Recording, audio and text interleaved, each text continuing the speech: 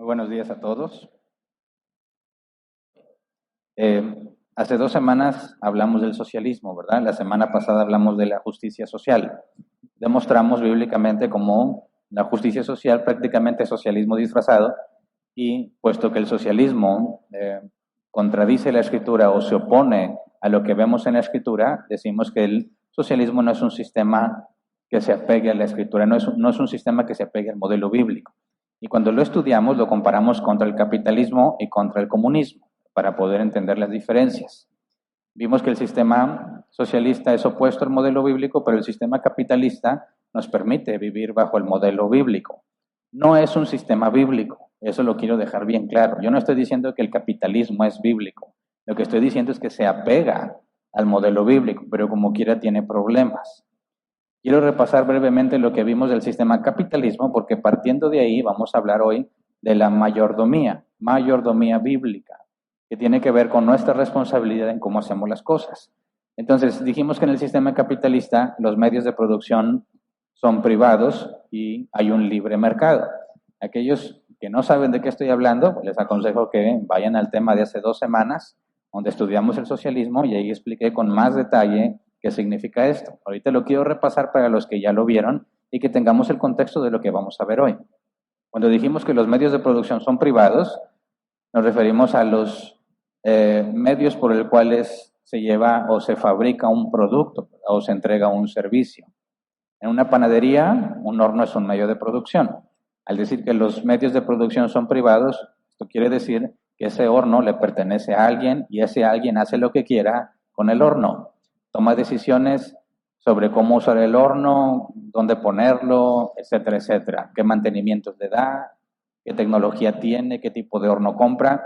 Él es dueño de esos medios y tiene la libertad de hacer lo que mejor le parezca. Y cuando hablamos del libre mercado, decimos que cada negocio determina sus precios, determina su producción, determina cómo lo distribuye y tiene que competir con otros para tener clientes. Si hablamos de panaderías y las dos panaderías están cerca una de la otra, cada una va a tener que esforzarse por atraer a los clientes, de manera que no se le vayan a la competencia. Si un negocio no tiene clientes, se muere el negocio.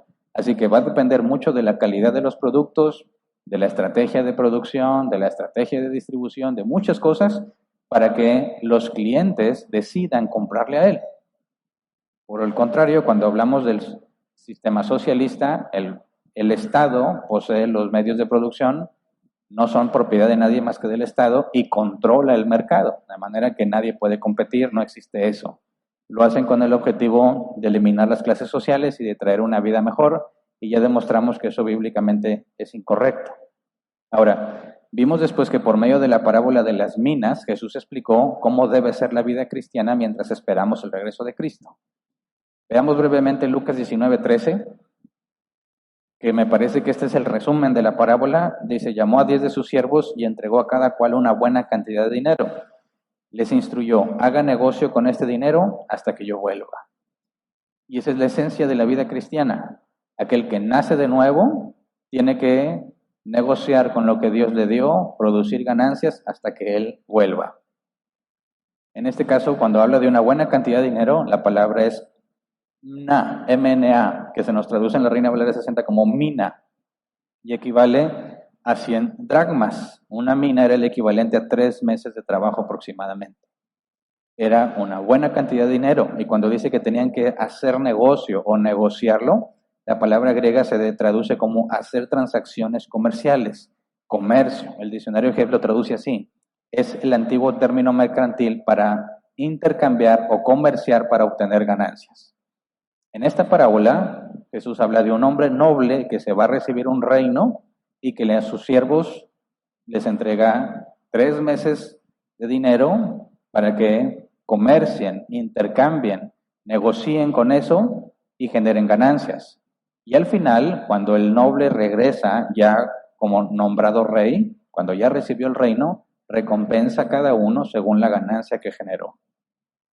Ese es nuestro punto de partida el día de hoy, porque Jesús nos hace ver como si nosotros somos en la parábola esos siervos que reciben una cantidad de dinero y que vamos a ser juzgados por lo que hicimos con este dinero. Y en la parábola hay siervos buenos y siervos malos. Y el siervo malo es aquel que no multiplicó lo que se le dio. Y ahí obtenemos el concepto de mayordomía bíblica. Y antes de empezar a estudiar el tema, vamos a orar así como estamos. Señor, te rogamos que por medio de tu Espíritu Santo podamos comprender, entender y saber explicar a otros lo que tu palabra demanda de nuestras vidas. Enséñanos, Padre, a direccionar y cambiar las cosas que hacemos, nuestras decisiones, nuestras motivaciones, para que estén de acuerdo a tu palabra. Que ninguno de nosotros haga lo que mejor le parezca, sino que todos podamos buscar lo que para ti es mejor, de manera que en todo lo que hagamos podamos glorificarte. Así que te rogamos, Señor, que por medio de tu Espíritu Santo nos permitas comprender y aplicar lo que estudiaremos el día de hoy. En el nombre de Jesús. Amén. Bien. Bueno, en este tema vamos a enfrentar la idea genérica del mundo y la propiedad privada contra el concepto bíblico de la propiedad privada y la mayordomía, que aunque se parecen en muchas cosas, realmente son diametralmente opuestas a largo plazo. Son como dos líneas que se van separando poco a poco, y dices, es prácticamente lo mismo, pero conforme avanza la línea y ves la separación, llega el momento en que son muy separadas una de la otra, pero es difícil discernir en un principio dónde está la división y nos lleva a tomar decisiones equivocadas con las cosas que tenemos. Así que lo primero que quisiera que analicemos es el concepto de propiedad privada. Y como hablamos de capitalismo, donde los medios de producción son privados, es decir, pertenecen a alguien, quiero que entendamos o nos esforcemos por entender qué es la propiedad privada, algo que en nuestro sistema económico donde vivimos es algo que todos comprendemos, aunque quizás no todos hemos reflexionado sobre eso. Formalmente, la propiedad privada es el derecho de una persona a poseer, controlar y disponer de un bien. Tienes el derecho en nuestro sistema económico, el derecho de poseer algo que es tuyo, lo controlas y dispones de él como tú quieras. Quiero poner un ejemplo simple, un balón de básquetbol, no de fútbol, un balón de básquetbol. ¿Por qué? Porque a mí me gusta más el básquetbol.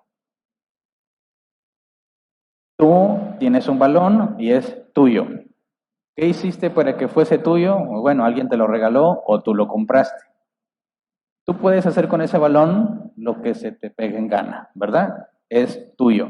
Si sales a jugar básquet con tus amigos, ya no te gusta lo que te están ganando, dices, me voy y me llevo mi balón. Y nadie te lo va a poder impedir y todos se van a quedar con las ganas de jugar porque el balón es tuyo.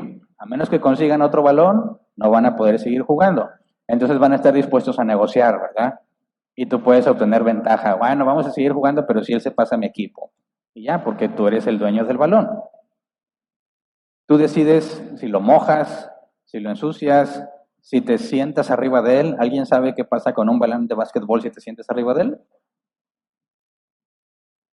No sé cuál sea el término correcto, pero le decíamos un chichón, ¿verdad? Se hacen bolas en el balón. Al poner el peso, deformabas el balón. ¿Qué pasa si lo pateas? Pues igual, ¿verdad? Vas a dañar el balón. Pero si es tu balón, tú haces lo que tú quieras con tu balón, ¿verdad? Si se lo quieres prestar a alguien, se le dice siempre no, ya regrésamelo, tú haces lo que tú quieras con tu balón porque es de tu propiedad. Todos nosotros desde muy pequeños traemos el concepto de la propiedad privada, aunque deformado, porque nos tienen que enseñar qué cosas no son nuestras. Asumimos que todo es nuestro, ¿verdad? Asumimos que tenemos derecho sobre cualquier cosa que caiga en nuestras manos. Tú lo puedes ver con los bebés. El chupón es de un bebé, que no sé cómo se diga en otros países, pero es que los mantiene, nada más los mantiene succionando, no tiene ningún contenido, pero el bebé se mantiene feliz psicológicamente, por alguna razón se calla, deja de llorar, se mantiene tranquilo. Si pones un bebé junto a él, le va a quitar el chupón y lo va a querer tener él. Y no va a permitir que se lo quite de regreso. Van a estar luchando por el chupón y tienes que enseñarles a quién le pertenece y a quién no. El problema es que todos pensamos que cualquier cosa que caiga en tus manos es mía y no la quieres entregar. Hay que enseñarles que no todo es de ellos, pero me parece que todos entendemos con mucha claridad cuando algo es nuestro. Ahora, conforme vamos creciendo y madurando, nos vamos dando cuenta que este concepto, aunque es muy simple, en realidad se puede tornar en algo muy complejo. Por ejemplo, la primera vez que yo me cuestioné sobre este asunto de la propiedad privada, de que alguien puede hacer con lo que tiene lo que quiera, es cuando a un niño pequeñito que conocíamos ahí de la colonia, un vecinito, le regalaron un pollito chiquitito. Obviamente, el niño que recibió el pollito ni siquiera entendía el concepto de lo que es la respiración. Así que agarraba el pollito y lo apretaba y lo estrujaba y lo aventaba y todos sufríamos viendo al pobre pollito, ¿verdad? Oye, mira lo que está haciendo el pollito, es su pollito. ¿Me explico? Es su propiedad. Puede hacer con el pollito lo que le plazca. Entonces veíamos cómo aventaba el pobre pollo, lo torcía, lo aplastaba, lo machacaba. ¿Y qué hacen los pollitos? Ahí van corriendo como aquí atrás de ti, ¿verdad? El niño muy apenas corría y ahí va el pollito atrás de ti. Se cae el niño y casi aplasta el pollito. Estamos todos, preocupados por el pollito. Pero el pollito era del niño. Y el niño puede hacer lo que quiera con su pollito. Ahí es donde empecé a decir, creo que no todos deberían de tener propiedad privada. ¿Verdad? Porque es cierto que el pollo es de él, porque se lo regalaron, pero ¿le da el derecho de hacer con el pollo lo que el niño quiera? Pero yo no digo que sea un niño malvado, simplemente no tiene conciencia de lo que hace. Terminó matando al pobre pollo. Y yo he conocido casos de personas que caen arriba de los pollitos y se les sale así el ojo y cuánto. Y dices, ay, pobre pollito, ¿por qué haces eso? Bueno, pues que son niños. Sí, son niños, pero ¿qué culpa tiene el pollo, verdad? Ahora, si tú pagas un precio por algo, eso te corresponde por derecho, ¿verdad? Se compró ese pollito y al niño se lo regalaron, pero alguien puede ir y comprar un pollito, un pollo más grande y hacer lo que le plazca con ese pollo porque es su propiedad. Si pagaste el precio, es tuyo. Volviendo al caso del balón, si tú entras a una tienda de deportes o donde vendan balones y quieres salir con tu balón, el guardia te va a detener y decir, a ver, ese balón regrésalo. No, ese balón es mío. ¿Cómo pruebas que es tuyo? Muestras el ticket, ¿verdad? Si pagaste, ahí dice el precio del balón, tú tienes el ticket, eso demuestra que el balón no era tuyo, pero ahora lo es por el precio que pagaste. Entonces, fíjate cómo el concepto de propiedad privada tiene que ver con pagar un precio, aunque no lo hayas pagado tú directamente, alguien más lo pagó para que tú lo tengas, y que tú puedes hacer lo que quieras con eso que te pertenece. Pero cuando hablamos de seres vivos, se empieza a dificultar. ¿Qué cosas deberíamos permitir que alguien haga con un animal que es propiedad privada de ellos? Yo he visto muchos casos de maltrato animal. Y cuando cuestionas al dueño, dices, mi perro, yo hago lo que quiera con mi perro. Dice, ya no me está gustando mucho este concepto de la propiedad privada, porque tengo que reconocer que es muy útil y muy beneficioso, ¿verdad? Si no fuera por la propiedad privada, ninguno de nosotros traería la ropa que trae puesta, ni hubiese llegado aquí en auto, si es que llegó en auto, ni tuviera todas las cosas que tiene, no las estaría disfrutando, porque si no son de él, son de todos, como propone el comunismo. Pero nosotros nos hemos beneficiado mucho con el concepto de propiedad privada, pero cuando llegamos a estos temas difíciles, de que hasta dónde debiese ser un límite para decir, sí, tienes derecho a la propiedad que adquiriste por un precio, como un ser vivo, como un animalito, pero de alguna manera decimos, no te da el derecho de maltratar a ese animalito, de hacerlo sufrir, pero el concepto de propiedad privada lo permite, ¿verdad? No hay nada en el concepto de propiedad privada que impida el maltrato animal. Entonces, el gobierno tiene que establecer leyes para evitar el maltrato animal, que interfieren en la propiedad privada, ¿verdad? Es decir, es mi animal, sí, pero en el gobierno en el que vives hay reglas, leyes, sanciones, etcétera, etcétera, para que no hagas lo que tú quieras con ese animal, sino que se tiene que regular. Y empezamos a ver que el concepto de propiedad privada, aunque en principio es útil y muy beneficioso, y a todos nos gusta decir, esto es mío y nadie me lo va a quitar porque es mío, ¿verdad? Claro que hay personas que te lo van a quitar como quiera si te persuaden, con una pistola, con un cuchillo. Dices, me robó. Sí, pero tú lo entregaste, ¿verdad? Te persuadió a entregarlo. No te lo quitó sin que te dieras cuenta, aunque algunos sí son hábiles para eso, pero lo entregas. Dice, oye, mi vida o el reloj, mi vida o el teléfono. Si valoras más tu vida, vas a entregar el teléfono, como que fue un acto que tú hiciste. Pero dices, oye, entonces ¿dónde quedó la propiedad privada? Ya ahora pasó a ser propiedad del otro. Y tienes que implementar muchos mecanismos para detectar si algo es robado, para detectar si algo es falsificado, etcétera, etcétera. Entonces empezamos a notar que en el concepto de propiedad privada, como lo tenemos, algo no funciona bien, sobre todo cuando ves que un padre maltrata a sus hijos y le dices, ¿por qué estás maltratando a tus hijos? Dice, son mis hijos y yo hago con mis hijos lo que yo quiera. Y dices, a ver, ¿son tus hijos? O sea, ¿son tu propiedad privada o no? ¿De quién son propiedad los hijos? ¿Son propiedad de los padres?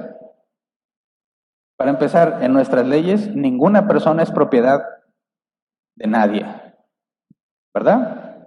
Se supone que todos somos seres humanos con derechos en nuestra Constitución, las garantías individuales, y ningún humano le pertenece a otro. Pero hablamos de nuestros hijos, mi familia. Entonces pregunto, ¿la familia es parte de tu propiedad privada o no? Si entramos en ese conflicto, decimos, a ver, ¿los hijos son propiedad de los padres? Dicen, no, los hijos no le pertenecen a nadie. Entonces, ¿quién va a educar a los hijos? ¿Los padres o el Estado? ¿Qué es lo que están tratando de implementar en distintos estados de nuestro país? Que el gobierno determine qué educación recibirán los hijos, específicamente hablando de la ideología de género. Quieren enseñarles desde que están en los primeros niveles de educación, en el kinder, qué es la ideología de género y que ellos se pueden identificar con el género que más les guste. En otros países incluso llevan a transexuales para que enseñen a los niños de kinder qué es ser un transexual. Y algunos padres de familia se quejan, mientras que otros padres de familia lo aplauden. Pero entonces, ¿son tus hijos o no son tus hijos? Si ningún ser humano es propiedad privada de nadie, entonces ¿por qué le llamas a tus hijos si no son tu propiedad? Y si no son tu propiedad, entonces el Estado o cualquier otra persona puede educarlos como mejor les parezca. ¿O es una propiedad? Los hijos son propiedad de los padres y los padres deciden qué hace con ellos. Pero si un padre dice, esta es mi propiedad y yo hago lo que quiera con ellos y los maltrata y abusa de ellos, ¿respetaríamos ese derecho a la propiedad de sus hijos? No sé si te das cuenta, pero ya se puso muy complejo el asunto, ¿verdad? Algo está mal en el concepto de propiedad privada que tenemos. Algo no cuadra. Empieza muy bien y tiene mucho sentido. Y es algo que todos queremos tener. Pero conforme empiezas a entrar en temas más complejos, hablas de animales y dices, pues metemos regulaciones, pero luego hablas de personas y se pierde esa línea entre mi hijo y mi propiedad privada. Porque se entrelazan, ¿verdad? Si es tu hijo, pero no te pertenece, ¿a quién le pertenece entonces? El mundo no puede responder eso, no sabe cómo responder eso. Y ahí está el conflicto actual entre a quién le pertenecen los hijos, quién debería educarlos, bajo qué estándares, bajo qué normas, con cuáles costumbres, en cuál ideología. Y el mundo no tiene respuesta para eso. Pero ese es nuestro punto de partida, porque lo primero que tendríamos que hacer es preguntarnos, ¿es el concepto de propiedad privada bíblico? ¿Es algo que a alguien se le ocurrió o es algo que viene de la Escritura? ¿Podemos deducir bíblicamente que existe la propiedad privada? Lo vimos cuando analizamos el sistema capitalista. Dijimos, sí, pero ¿es este concepto, como lo leí, la definición formal, el derecho a poseer algo, controlarlo y disponer de él, o administrarlo y disponer de él, como tú quieras? ¿Es eso bíblico? Porque tenemos muchas cosas, baratas, caras, como sea, son tuyas. Y le llamas a tus hijos, aunque se supone que no te pertenecen. En una cosmovisión del mundo, donde se asume que no hay Dios y todos somos productos del azar y combinaciones químicas y biológicas, es una pregunta que no se puede responder. ¿A quién le pertenecen los hijos? Y ese es un conflicto que vamos a ver cómo lo va a resolver nuestro país. Como en otros estados, con otros sistemas, otros países con otros sistemas, el gobierno decide y los papás lo aceptan. Y al que no lo acepte lo echan a la cárcel. ¿Cuál debe ser nuestra postura bíblica? Por eso hay que entender la propiedad privada desde el sistema bíblico, desde el concepto bíblico, para poder saber cómo es que llamamos a nuestros hijos, pero al mismo tiempo decimos que no nos pertenecen. En el mundo no hay explicación para eso, pero en la Escritura sí. Así que creo que si vamos a Éxodo 20, versículo 15, Éxodo 20, 15, dice, no robes. ¿Qué es el robo? Tomar algo que no te pertenece. Para que exista el mandamiento de no robar, necesariamente tiene que haber propiedad privada. ¿Estamos de acuerdo? Si viviéramos en un sistema comunista donde no existe la propiedad privada, este mandamiento no tiene ningún sentido. Porque no existiría el robo, puesto que nada le pertenece a nadie, sino que le pertenece a todos. Pero bíblicamente, no robes requiere la propiedad privada. Ahora vamos al versículo 17. No codicies la casa de tu prójimo. No codicies su esposa, ni su esclavo, ni su esclava, ni su buey, ni su burro, ni nada que le pertenezca. Y aquí está hablando de personas, animales y cosas, donde se pone complejo el concepto de la propiedad privada. Entonces, partiendo de este mandamiento, no codicies la casa de tu prójimo, y luego explica qué es la casa de tu prójimo, empieza, no codicies su esposa.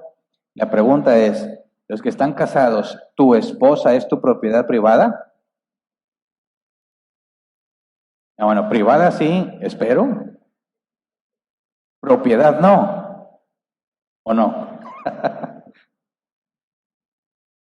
Pero, a ver, no robes, ok. No codicies la casa de tu prójimo, lo que es de él, la esposa, los esclavos, los animales, ni nada que le pertenezca. Los esclavos en aquel entonces sí eran una propiedad, ¿verdad? Pero no como los imaginamos en nuestro tiempo. Era la esclavitud en estos tiempos es el equivalente a ser empleado. Por eso el que es empleado dice, soy un esclavo, si lo dice en los términos del Antiguo Testamento, tiene toda la razón. Porque nadie lo obligó a estar ahí, ¿verdad? Él firmó un acuerdo, voy a recibir tanto por estos servicios o actividades físicas. De manera que tú estás ahí, quizás no porque es lo que más te agrada, sino porque lo necesitas. El mismo concepto de la esclavitud en el Antiguo Testamento. Tú mismo te ofrecías como esclavo. Había algunos casos donde sí los secuestraban en contra de su voluntad, pero entre los israelitas, en la ley de Moisés, eso estaba prohibido y condenado a muerte. Si alguien secuestraba a una persona para venderla como esclavo, pagaba con su vida. Así que el concepto de esclavitud moderno no es el de la Biblia. Aquí era un empleado. Y dice, es su esclavo, su empleado. Está hablando como que le pertenece. Y está prohibido que lo codicies, que estés buscando la manera de tener lo que él tiene. No lo mismo que él tiene, sino lo que él tiene. Está asociado al robo. Pero como quiera está separado. No robes, y luego habla de otra forma de entender que algo pertenece a alguien. Pero si hablamos de la propiedad privada como la conocemos en el concepto que definí, volvemos a caer en el mismo problema. No lo puedo explicar. Como es mi esposa, pero no me pertenece. Es mía, pero no es mía. ¿Cómo le damos sentido? Bueno, si podemos ver el problema del concepto de la propiedad privada, lo leo otra vez, derecho de una persona a poseer, controlar y disponer de un bien. El hecho de poseer no es un problema bíblico, ¿verdad? Controlar y disponer de un bien, ahí es donde se pone difícil de explicar. Yo puedo hacer con mis hijos lo que quiera porque es mi propiedad privada. No. Pero son tus hijos, sí. ¿Poseo hijos? Sí. La Biblia dice que los hijos son herencia del Señor. Estás hablando de que tú posees hijos, pero tú no puedes controlar y disponer de ellos como mejor te parezca. Y ahí es donde decimos, es que no te pertenecen. Los posees, son tuyos, pero no te pertenecen, de manera que no puedes hacer con ellos lo que quieras. Y ya el concepto de propiedad privada se va despegando de lo que la Biblia dice. El problema del mundo, al definir qué te pertenece y qué no, la Biblia empieza a darnos luz, ahorita profundizamos un poco más, empieza a darnos luz de cómo debe ser entendido para resolver ese conflicto y para vivir de acuerdo a lo que Jesús dijo que debemos hacer para vivir. Ahora, la forma en que controlamos o disponemos de las cosas que tenemos puede provocar un bien o provocar un mal. Yo puedo poseer un bat de béisbol. Y puedo hacer ejercicio, entrenarme, etcétera, ejercitarme. Pero también con ese bat puedo golpear a una persona en la cabeza y quitarle la vida, ¿verdad? Yo puedo poseer algo y no hay ningún problema en que yo posea un bat de béisbol. El problema está en controlar y disponer de ese bat de béisbol, ¿verdad? Porque puedo usarlo para cosas totalmente negativas o cosas muy positivas. Bíblicamente, esa parte de controlar y disponer de él como tú quieras, no existe como tal. La parte de poseer algo, sí, porque Dios te lo ha dado. Quien encuentra, o quien haya esposa, dice, haya favor de Jehová. Es Dios quien entregó Eva a Adán. Hay un sentido de posesión. Decimos que dos casados, hombre y mujer, se poseen uno al otro. Pero la parte de que, bueno, entonces yo controlo y dispongo lo que quiera con mi esposa o con mi esposo, esa parte ya no está en la Biblia. Esa parte ya es un concepto del mundo, no que proviene de la Escritura. Y esa es la parte que nos puede meter en muchos problemas cuando hacemos lo que queremos con lo que tenemos. Mira, vamos a Lucas 12:42. La parábola de las minas, dice, respondió el Señor, ¿dónde? Bueno, no es la parábola de las minas. Dice, respondió el Señor, ¿dónde se halla un mayordomo fiel y prudente, a quien su Señor deja encargado de los siervos para repartirles la comida a su debido tiempo? Ahí habla de un mayordomo fiel y prudente. La palabra mayordomo es oikonomos. Se traduce como el administrador de una casa. Pero oikonomos son dos palabras en griego. Oikos y nomos. Oikos es casa u hogar. Y nomos es ley. Así que el mayordomo, la palabra, si la traducimos literalmente, tiene que ser con ley de la casa. El mayordomo es la ley de la casa. ¿Cómo entendemos esto? De aquí viene la palabra oikonomía. Fíjate bien, oikonomía. Se parece mucho a una palabra en nuestro idioma. ¿Cuál? Economía. De hecho, economía viene de oikonomía. ¿Qué es la oikonomía? Mayordomía o administración. Viene de oikonomos. Entonces, ¿qué es la economía? Administrar las cosas. Las leyes, regulaciones, lo que hagas para administrar lo que tienes. De manera que la economía tiene que ver directamente con la mayordomía. Cuando nosotros hablamos de economía, normalmente pensamos en dinero, ¿verdad? ¿Cómo está tu economía? No, pues me va muy mal. Tengo muy poco dinero. Bueno, en nuestro idioma como que ha adquirido ese sentido. Pero si ves la raíz de donde proviene esa palabra, no está hablando solo del dinero. Está hablando de todo lo que haces para administrar todo lo que tienes.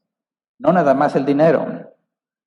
Entonces, un mayordomo es el encargado de la economía de lo que se le asignó, de administrar aquello que se le entregó.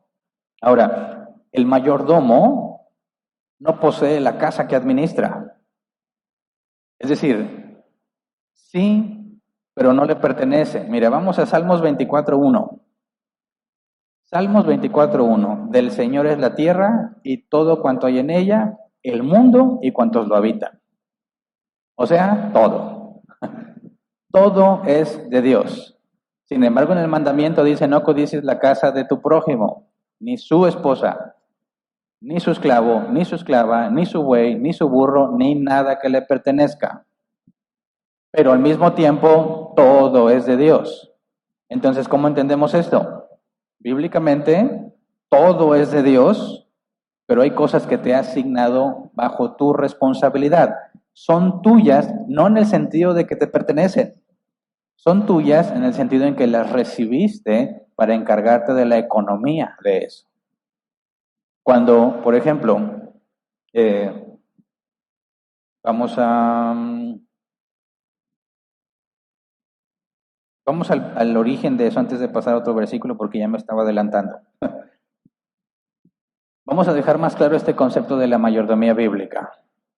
Cuando decimos que tú tienes esposa y vamos al origen de las cosas, decimos bíblicamente es tu esposa, pero al mismo tiempo decimos no es tuya, ¿verdad? Porque bíblicamente la tierra, todo lo que hay en ella y cuantos lo habitan son de Dios. Entonces respondemos la pregunta de los hijos. ¿De quién son los hijos? ¿Son tuyos? En un sentido sí, en otro sentido no. En el sentido de que Dios los puso a mi cargo, yo soy responsable de ellos, sí son tuyos. En el caso de pertenencia, no son tuyos, son de Dios. Entonces fíjate, aquí se empieza a aclarar esto de que es tuyo, pero no. Es tu posesión, pero no tu pertenencia. Vamos a Génesis 1, 26 al 28. Este concepto de la mayordomía está desde el principio de la humanidad.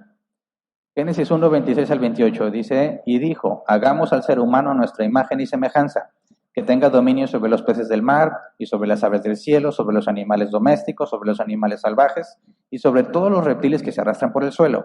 Y Dios creó al ser humano a su imagen, lo creó a imagen de Dios, hombre y mujer los creó, y los bendijo con estas palabras, sean fructíferos y multiplíquense, llenen la tierra y sométanla, dominen a los peces del mar, y a las aves del cielo, y a todos los reptiles que se arrastran por el suelo.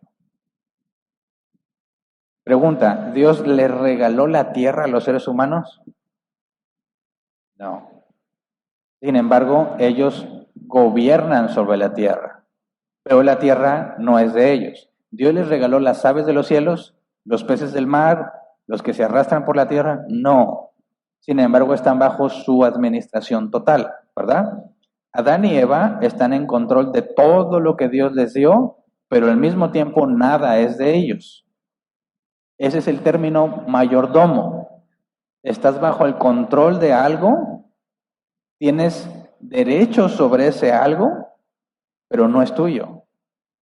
Vamos a Génesis 2, 8 al 9, que creo que deja un poco más claro el concepto de la mayordomía de Adán. Génesis 2, 8 al 9 dice, Dios el Señor plantó un jardín al oriente del Edén y allí puso al hombre que había formado. Dios el Señor hizo que creciera toda clase de árboles hermosos, los cuales daban frutos buenos y apetecibles. En medio del jardín hizo crecer el árbol de la vida y también el árbol del conocimiento del bien y del mal. Dios puso el jardín, puso todo lo que hay ahí y Dios es el dueño del jardín, ¿verdad? Versículo 15 al 17, Génesis 2, 15 al 17. Dios el Señor tomó al hombre y lo puso en el jardín del Edén para que lo cultivara y lo cuidara. Y le dio este mandato, puedes comer de todos los árboles del jardín, pero del árbol del conocimiento del bien y del mal no deberás comer. El día que de él comas, ciertamente morirás. Entonces, el jardín, o sea, Edén, no le pertenece a Adán, pero está a cargo de Adán, ¿verdad? Supongamos que Adán tiene más hijos y no fue expulsado del Edén. ¿Sus hijos podrían hacer lo que mejor les parezca con el jardín que Dios le encargó? No. Los hijos de sus hijos podrían hacer lo que mejor les parezca, hacer cambios, quitar cosas, cambiar las reglas en el jardín que Dios le encomendó a Adán. No, porque ¿a quién se lo encomendó? A Adán. En ese sentido, el jardín es de Adán.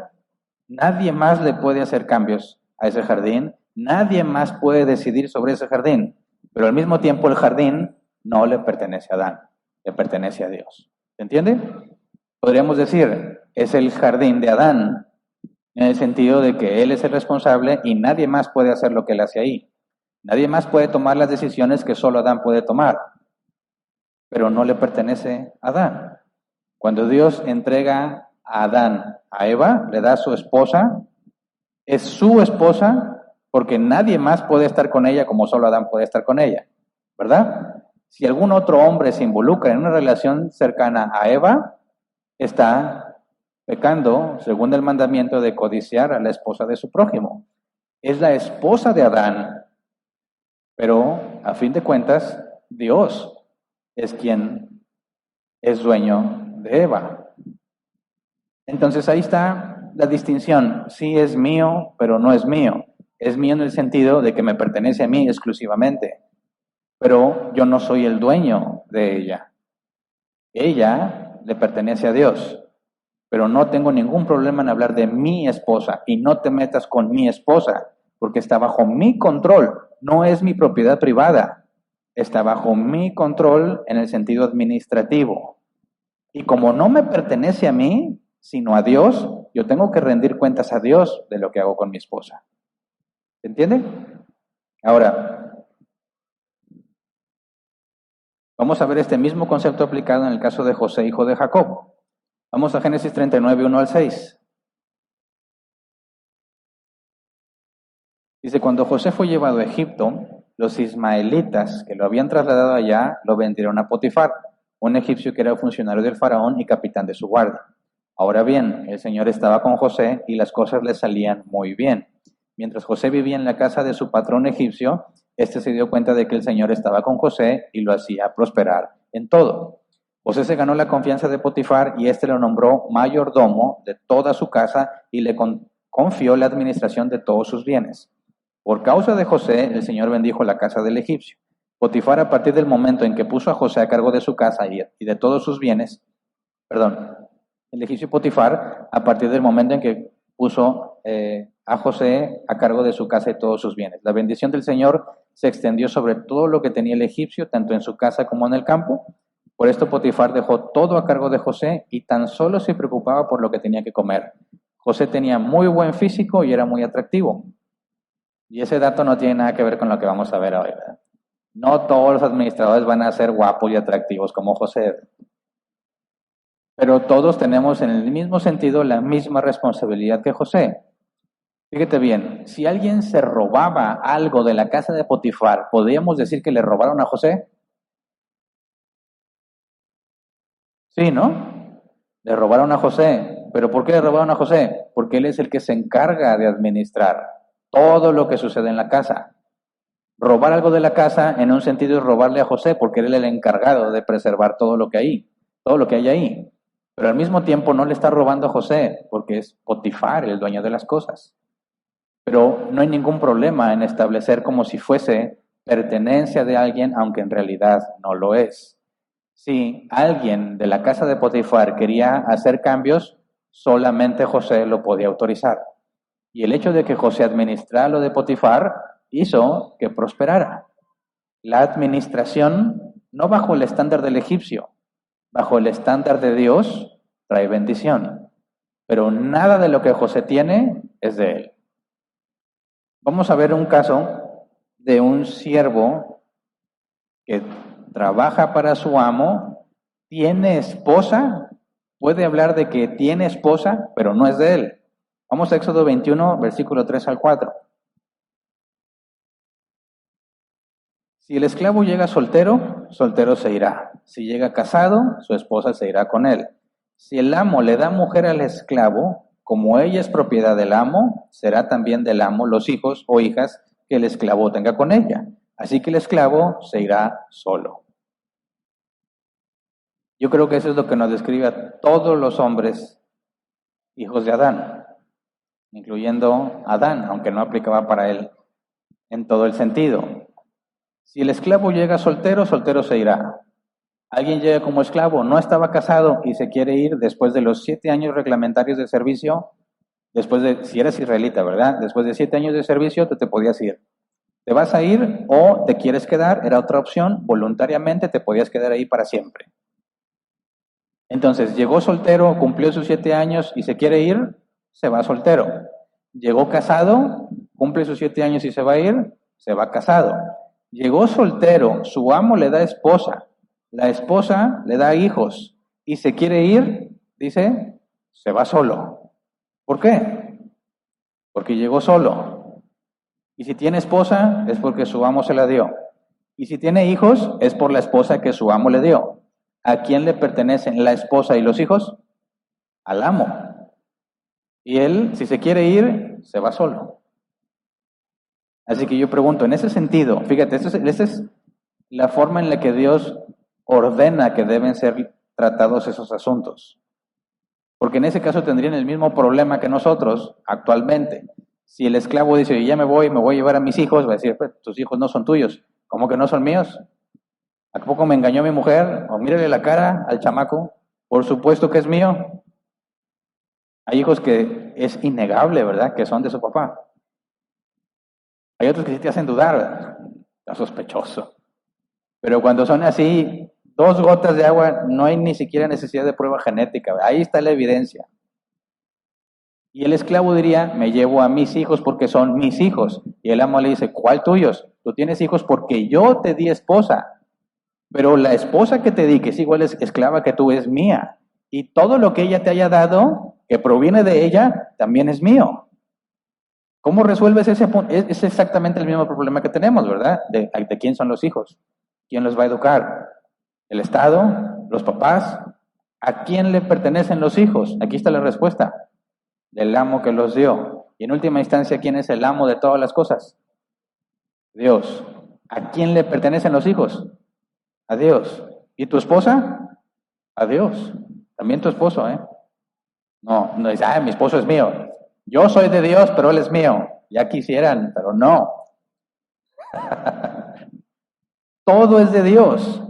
Pero no hay ningún problema en decir que es mi esposa porque ha sido entregada bajo mi custodia, bajo mi responsabilidad, pero es de Dios. De manera que yo en realidad no tengo propiedad privada en el sentido que definimos.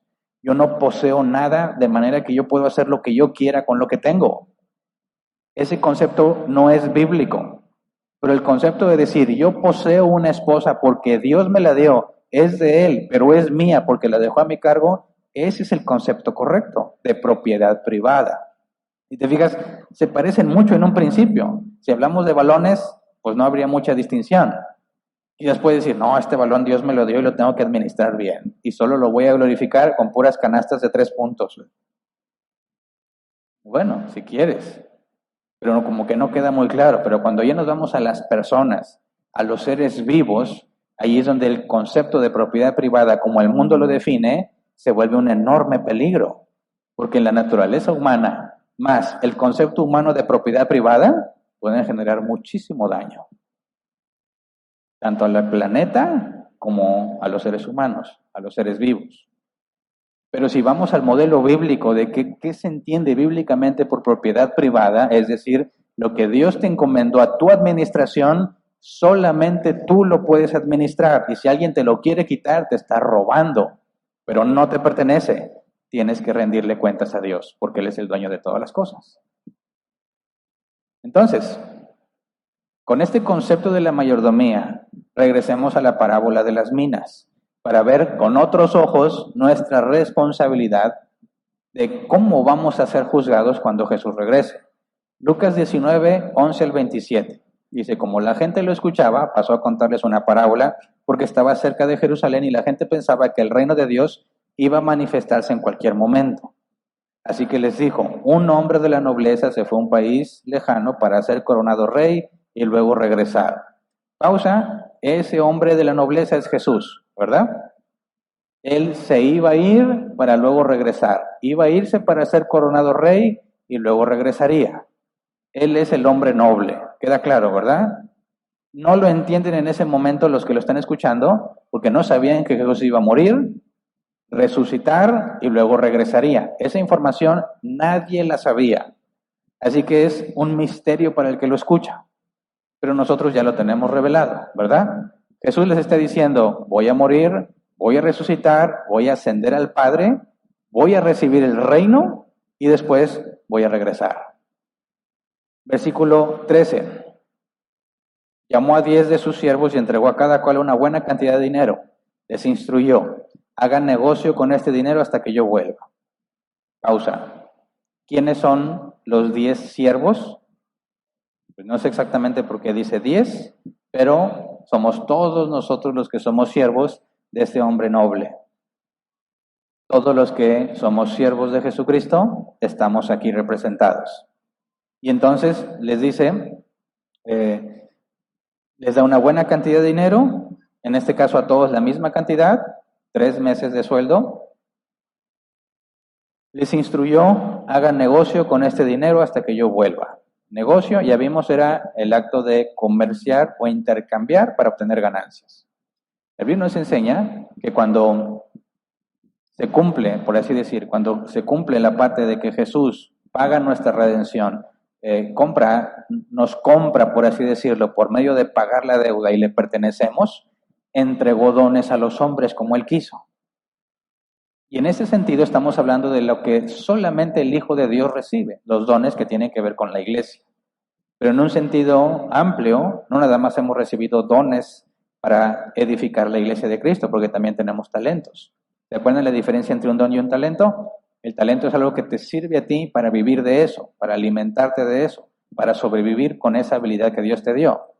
Tú eres el beneficiado. Cuando hablamos de los dones, no eres el beneficiado tú directamente, es para beneficio de los demás. Tú te beneficias al saberte usado por Dios, al hacer la voluntad de Dios. Pero el propósito de los dones es que edifiques a la iglesia de Cristo. Entonces, no hay ningún problema en incluir también aquí los talentos, porque el juicio va a ser igual para todos los hombres. Aunque aquí Jesús está hablando específicamente del reino de los cielos y lo que deben de hacer aquellos que lo esperan, este es un concepto que desde Adán y Eva está claramente expresado en la Escritura como responsabilidad del ser humano. Así que continúa el versículo 14, dice, pero sus súbditos lo odiaban y mandaron tras él una delegación a decir, no queremos a este por rey. Y está hablando de todos los que están ahí oponiéndose a él, ¿verdad? Y de todos los que se van a oponer a Jesús. Versículo 15, a pesar de todo fue nombrado rey. Cuando regresó a su país mandó llamar a los siervos a quienes había entregado el dinero para enterarse de lo que habían ganado. Se presentó el primero y dijo, Señor, su dinero ha producido 10 veces más. Causa. Dice al final del versículo 15, para enterarse de lo que habían ganado. Los llama para ver cuánto ganaste. Lo primero que se asume es que vas a ganar algo, ¿verdad? No está esperado a ver si ganas algo. Tu tarea es comerciar con eso, negociarlo y generar ganancias. No se espera menos. Es una obligación de todo el que recibió algo de parte de Dios, multiplicarlo. Seas cristiano o no seas cristiano, porque todo le pertenece a Dios. Y todos estamos administrando de buena manera o de mala manera lo que Dios nos entregó. El primero dice que multiplicó, ¿verdad? O trajo 10 veces más. Versículo 16, se presentó el primero y dijo, Señor, su dinero ha producido 10 veces más. Hiciste bien, siervo bueno, le respondió el rey. Puesto que has sido fiel en tan poca cosa, te doy el gobierno de 10 ciudades. ¿Cuál es la recompensa? Más responsabilidad. Fíjate bien, no le dijo, bien, por todo el dinero que multiplicaste, aquí te va la parte que te corresponde. No. No hay un salario de por medio con lo que él ganó. Nada de lo que él ganó es para él. Ni lo que recibió, ni lo que ganó es de él, ni para él. Todo le pertenece a su Señor. Y es exactamente lo mismo con nosotros. Todo lo que tienes no es tuyo, es de Dios. Y te va a pedir cuentas de eso. De cada cosa que te ha dado. Piensa, ¿tienes bienes materiales? Vas a rendir cuentas. ¿Tienes dinero? Vas a rendir cuentas. ¿Tienes esposa? Vas a rendir cuentas. ¿Hijos? ¿Mascotas? ¿Animalitos? ¿Negocio? ¿Casa? ¿Carro? Etcétera. Todo es de Dios y lo ha puesto en tus manos para que generes beneficio. No para ti, sino para Él. ¿Cómo beneficio a Dios? ¿Cómo le doy ganancia a Dios con mi carro? Bueno, eso lo vamos a estudiar si Dios quiere más adelante. ¿Cómo es que aplicamos este concepto para generar ganancia? Por ahora tenemos que ver que la recompensa es proporcional y la recompensa no es material. La recompensa es mayor administración. ¿Fuiste fiel en esto poco? Te voy a poner sobre 10 ciudades. Vas a gobernar 10 ciudades. La responsabilidad que tenía para multiplicar 3 meses fue exponencialmente multiplicada. Ahora tiene que gobernar 10 ciudades. El premio es mayor responsabilidad. ¿Cómo mides tú si en esta vida estás avanzando? ¿Por las cosas que posees o por la responsabilidad que se te ha asignado? El mundo determina el avance según las cosas que posees. Escrituralmente no es las cosas que posees, es cómo multiplicas para Dios y la responsabilidad que Él te da. ¿Se entiende? Puede ser que tengas muy poco materialmente hablando, pero que con ese poco lo multiplicas 4 veces más, 5 veces más. Sigue siendo muy poquito, pero esa multiplicación es la ganancia que Dios ve. No la cantidad que multiplicaste, sino el porcentaje que multiplicaste. Así que cada uno recibirá más cosas, pero el sistema de medición es el mismo. ¿Cuántas veces lo multiplicaste? ¿Cuál es el porcentaje? No puede ser que tanto es en cantidad, porque no se nos dio la misma cantidad a todos. Es decir, ¿cómo Dios me va a juzgar a mí si, diré, un soltero que se quedó soltero toda la vida, si nunca me dio esposa? ¿Va a darle más al que tenía esposa? No es justo. Él tenía esposa y podía hacer más. Yo no tuve. No me puede comparar la administración del que tenía esposa conmigo que nunca tuve esposa. No, es que no es la cantidad ni lo que te dio, sino lo que multiplicaste según lo que tenías. Es el porcentaje, 10 veces más, 5 veces más. No es porque tenía más dinero, empezaron con el mismo, es cómo lo multiplicaron. Y eso es lo que aplica para nosotros en la vida cristiana hasta que Él regrese. Siempre tienes que estar enfocado, ¿cómo es que estoy trayendo beneficios a Dios con esto que me dio? No cómo me beneficio a mí, no es mío. Es muy padre comprarse un carro nuevo.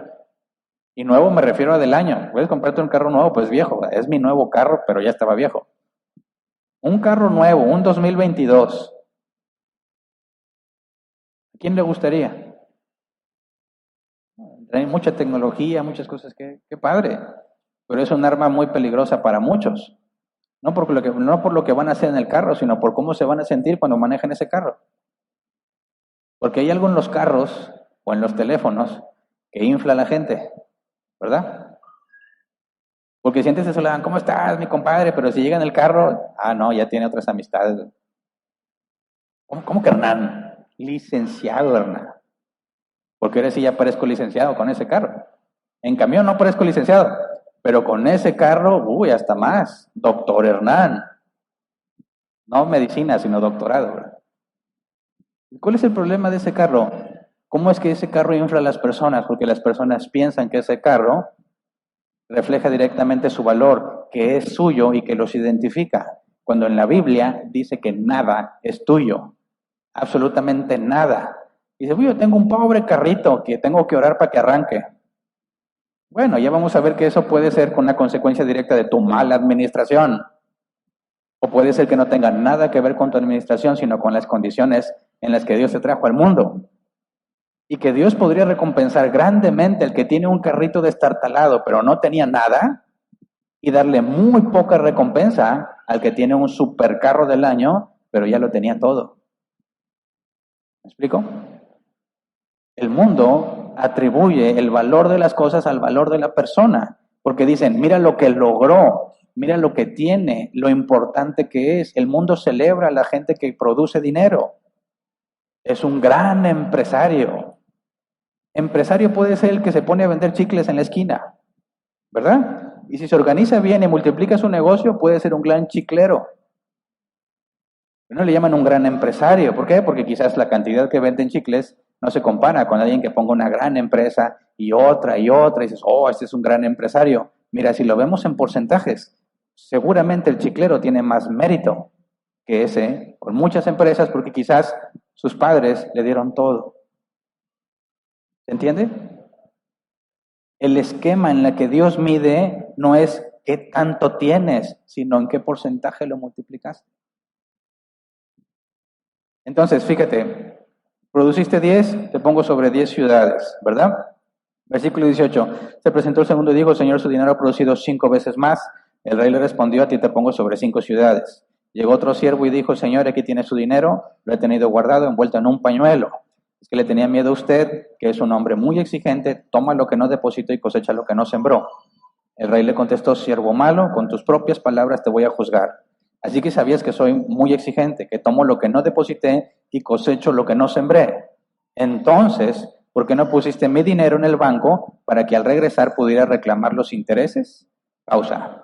Fíjate bien, es muy difícil este dueño, ¿verdad? Me da miedo. ¿Qué pasa si arriesgo el dinero y pierdo? Mejor no hago nada. Y el dueño, Dios lo regaña. ¿Cómo que mejor no hago nada?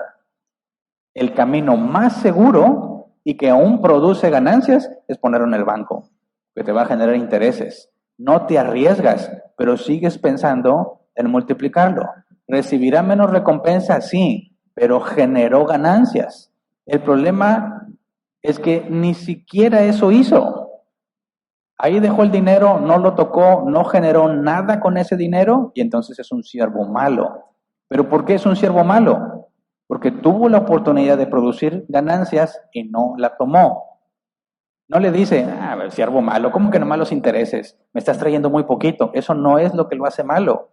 Malo es que no administró correctamente lo que tenía, porque tuvo la oportunidad de multiplicarlo, aunque sea mucho más poco que los demás, y no lo hizo. Fíjate que el problema es ser un mal administrador. Los cristianos tienen que ser reconocidos por su excelente administración. Es parte de ser cristiano. Un cristiano que no es administrado está pecando, no está haciendo lo que corresponde.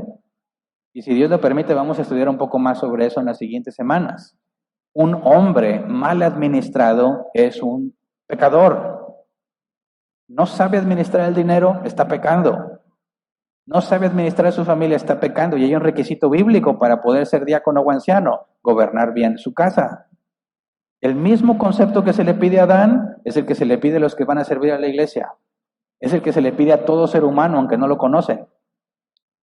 En este caso, el que no metió el dinero al banco sabía exactamente que él era un mayordomo, pero fue mal administrador. Y dice, pero en cuanto, versículo 24. Luego dijo a los presentes, quiten el dinero y dénselo al que recibió 10 veces más. Señor, protestaron, él ya tiene 10 veces más. El rey contestó, les aseguro que a todo el que tiene se le dará más, pero el que no tiene se le quitará hasta lo que tiene. Pero en cuanto a esos enemigos míos que no me querían por rey, tráiganlos acá y mátenlos delante de mí. Si eres un mal administrador, aún lo que tienes se te va a quitar. Y hay mucho que estudiar. ¿Cómo darnos cuenta cuando nuestros problemas y nuestras crisis no son el diablo, no son un espíritu inmundo? Eres un mal administrador y por eso estás allí.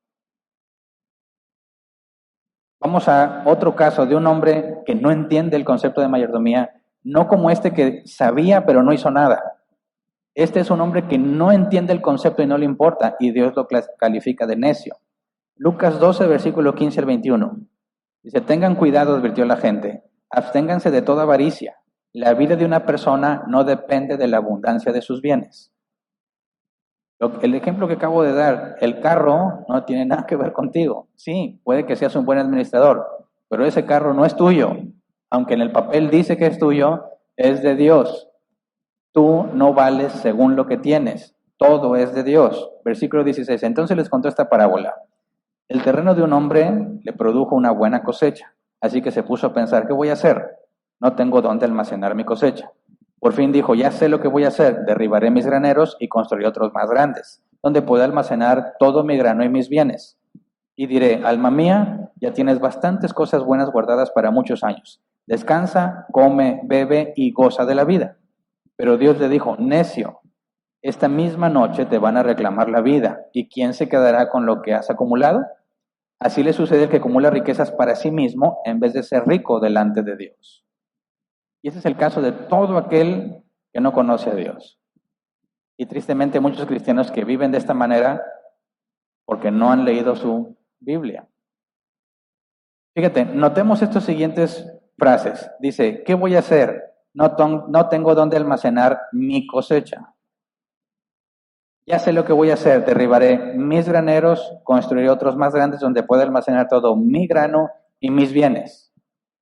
Y diré, alma mía, ya tienes bastantes cosas buenas guardadas para muchos años, descansa, bebe y goza de la vida. Entonces, mi cosecha, mis graneros, mi grano, mis bienes, descanso, como, bebo y gozo. ¿En qué enfocó lo que tenía? En él. Fíjate bien, ¿era corrupto? No. ¿Produjo el dinero de mala manera? No. ¿Le quitó a alguien lo que tenía y por eso se enriqueció? No. Trabajo justo, honrado, arduo. Hizo las cosas bien. Administró sus pertenencias para tener más. ¿Pero cuál era el propósito? Llegará el día en que voy a decir, descansa, come, bebe y goza, porque tienes todo lo que necesitas. Dime si no es la manera en la que sueña todo ser humano vivir. ¿No es incluso este el sueño americano? Los que se van al otro lado, ¿qué es lo que buscan? Exactamente esto. Los que se esfuerzan por trabajar aquí quieren trabajar más y más y más para que llegue el día en que puedan disfrutar de lo que tienen. ¿Verdad? De hecho, este sería un hombre exitoso, un gran empresario, alabado por todos. Mira cómo ha producido cada vez más y cómo administró su terreno y construye más graneros, por consecuencia contrató más gente, ¿verdad? Mientras más cosas tienes, más gente tuvo que haber contratado para trabajar con él, para administrar lo que tiene. Desde el punto de vista del mundo y la sociedad dirían, este es un gran hombre, un gran empresario, mira todo lo que hizo por la sociedad, mira todo lo que llegó a acumular, todo el grano, ahora sí tiene derecho a disfrutar la vida.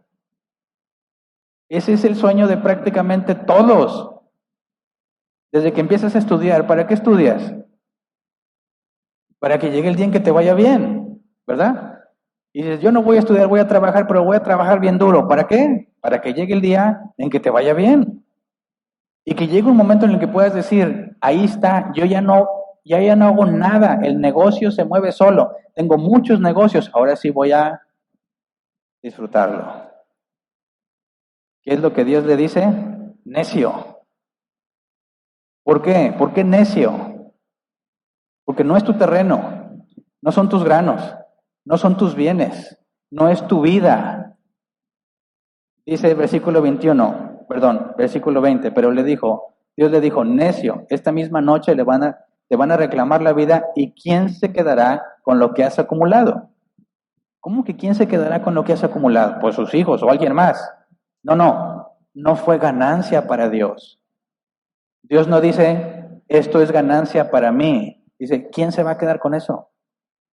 Fíjate bien, la otra parábola es, Señor, tu mina produjo 10 veces más. Es de Él. Y Él le recompensa por lo que dice Dios, esto es mío. Te recompenso sobre 10 ciudades. Pero a este que acumuló mucho dice, ¿de quién va a ser eso? Dios no se atribuye como suyo esa parte, no lo acepta, no lo quiere. Es el producto de un necio que pensó en satisfacerse a sí mismo. Pensó en su futuro, pensó en su comodidad, pensó en su bienestar, administró lo que tenía pensando en él. Y lo hizo muy bien, pero no para Dios. No para Dios. ¿Qué vas a hacer con todo eso? Así le sucede al que acumula riquezas para sí mismo en vez de ser rico delante de Dios. Entonces no es la cantidad de dinero que le llevas a Dios. ¿Qué es lo que te hace rico delante de Él? Jesús lo dijo, no pongan las cosas no pongan los ojos en las cosas de esta tierra, sino en las del cielo. En la justicia, en la integridad, en la rectitud, en glorificar a Dios en todo lo que haces. No importa que hayas tenido muy poquito. Jesús dijo, en lo poco fuiste fiel, en lo mucho te pondré. Sí hay concepto de propiedad privada en la Biblia, pero totalmente diferente a nuestro concepto secular de propiedad privada. La mayordomía bíblica es la razón de ser de todo lo que el cristiano debe hacer. ¿Estás en tu trabajo? ¿Te va a pedir Dios cuentas de ese trabajo? Claro. Pero ¿por el puesto que llegaste a tener? No.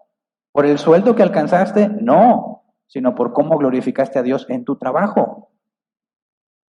¿De qué le sirve a Dios que seas un gran empresario si haces lo que el mundo hace?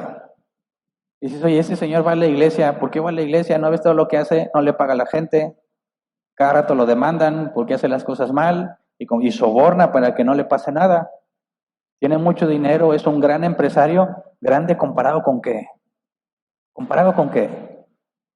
¿Con los que no tienen nada? Bueno, pero bíblicamente no hay comparación más que con Jesús y no hay ningún hombre grande. ¿Se entiende? La mayordomía bíblica a todos nos mantendría humildes. A todos. Diciendo, esto no es mío. Dios me lo ha encomendado. Y si ahora tengo un mejor carro, puede ser, no siempre, puede ser porque te administras mejor. Porque hay quienes sacan carro y no debían haberlo sacado. ¿Verdad? ¿Cuántos dicen amén? ¿A alguien ya le pasó que te metiste una deudota que dices, ¡ay, cómo me cuesta! 5 años, 7 años, 11, 15, 20 años. Dices, no debía haberlo hecho. Pero me parecía una excelente opción al principio. Bueno, qué mala administración. No era el momento, quizás después. Y eso que compraste tan caro a tantos años, no va a ser un reflejo de tu capacidad de administrar. No va a ser una buena administración, sino una evidencia de que eres un mal administrador. Nuestro mundo ve, ¿qué carro traes? ¿Te va bien? No, no. Chécale, ¿qué más tiene? ¿Con cuánto porcentaje se queda de su sueldo para poder pagar ese carro? ¿Te parece que eso es bueno? Cuando nomás viven para pagar eso. No, a los ojos del mundo parece que sí, pero para Dios eres un terrible administrador. Necio, necio. En los estándares del mundo eres un gran hombre, en los estándares de Dios eres un necio. ¿Bajo qué estándar estás viviendo? Es muy complicado mantenerse alejado de esas cosas. Mateo 24, 45 al 51. ¿Quién es el siervo fiel y prudente, a quien su señor ha dejado encargado de los sirvientes para darle la comida a su debido tiempo? Dichoso el siervo cuando su señor al regresar lo encuentre cumpliendo con su deber. Pausa. Este siervo no se le encargó dinero. ¿Qué se le encargó? Darles comida a su debido tiempo, a los sirvientes. Darles su comida a su debido tiempo. ¿Cómo va a ser juzgado? No por lo que multiplicó, sino por su fidelidad en alimentar a los sirvientes. Dichoso, versículo 46, dichoso el siervo cuando su señor al regresar lo encuentre cumpliendo con su deber. Aquí no se trató de multiplicarlo el dinero en más, sino en la fidelidad con los sirvientes. Versículo 47, les aseguro que lo pondrá a cargo de todos sus bienes. La recompensa es la misma, más responsabilidad. Versículo 48, pero ¿qué tal si ese siervo malo se pone a pensar, mi señor se está demorando, y luego comienza a golpear a sus compañeros y a comer y a beber con los borrachos? El día que el siervo menos lo espere y a la hora menos pensada, el Señor volverá, lo castigará severamente y le pondrá la condena que reciben los hipócritas, y habrá llanto y rechinar de dientes. ¿Cuál es la condena de los hipócritas? La condenación. Esos hipócritas son, Señor, Señor, en tu nombre echamos fuera demonios, sanamos enfermos, hicimos milagros, apartaos de mí, hacedores de maldad. Esos son los hipócritas. Los que parecía que sabían, pero no hacían. Los malos administradores son contados entre los hipócritas. Es muy grave que un cristiano sea mal administrado. Gravísimo. Y tristemente es muy común. ¿Verdad? ¿Qué clase de mayordomo eres? ¿Bajo qué estándar estás administrando? ¿Qué es lo que estás buscando? ¿Te va bien o te va mal? ¿Comparado con qué? Con el estándar bíblico, puede que te esté yendo muy bien según el estándar bíblico, pero según el estándar del mundo, eres un vil fracaso. Es casi seguro que un vil fracasado en términos humanos sea un gran administrador de las cosas de Dios. Piensa en el ministerio terrenal de Jesús. ¿Cuántas personas le seguían y con cuánto se quedó? De las enormes multitudes, 11 le quedaron. En términos del mundo, tenía todo y murió en la miseria. Sin propiedades, sin nada, en la calle. ¡Qué fracaso! ¿Pero qué dice la Escritura? Por cuanto se humilló hasta la muerte, despojándose de sí mismo, fue exaltado sobre todo nombre.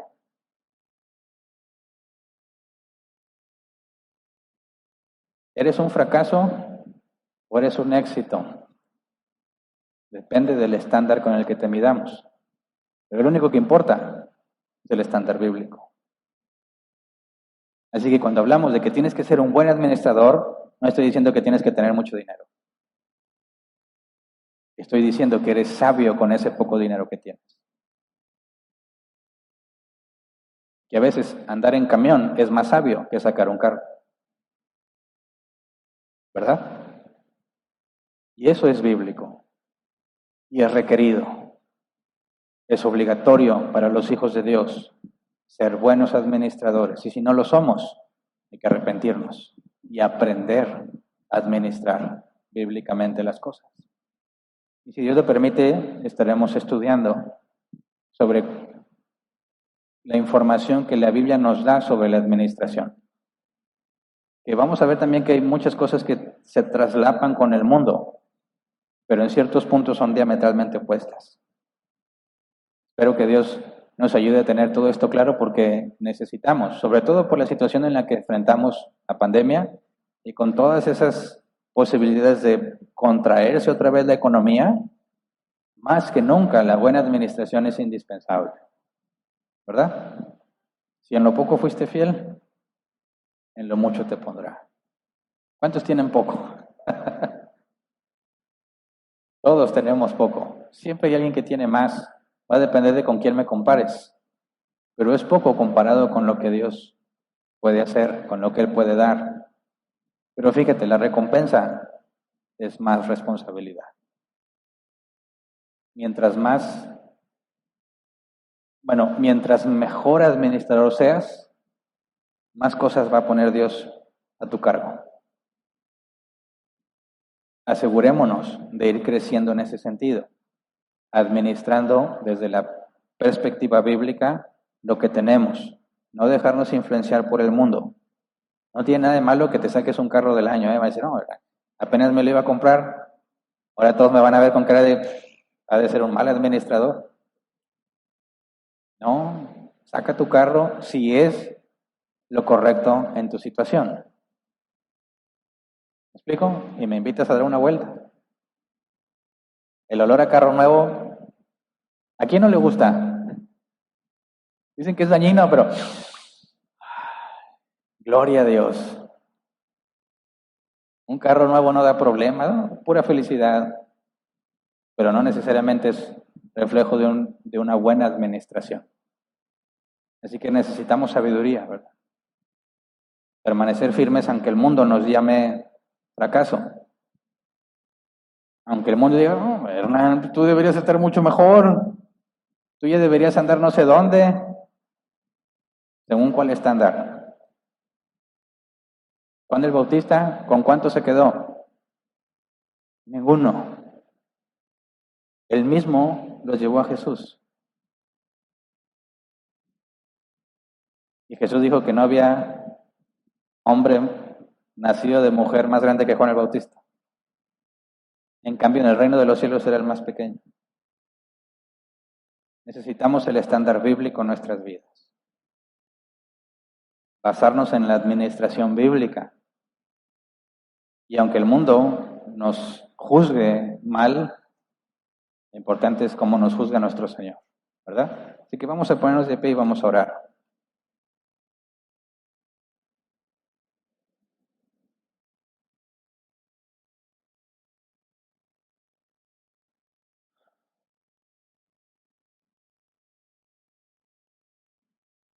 Creo yo que Dios nos está, en estos temas en particular de administración, está poniendo todo para que lo pongamos en práctica, ¿verdad? La situación actual demanda que aprendamos de esto.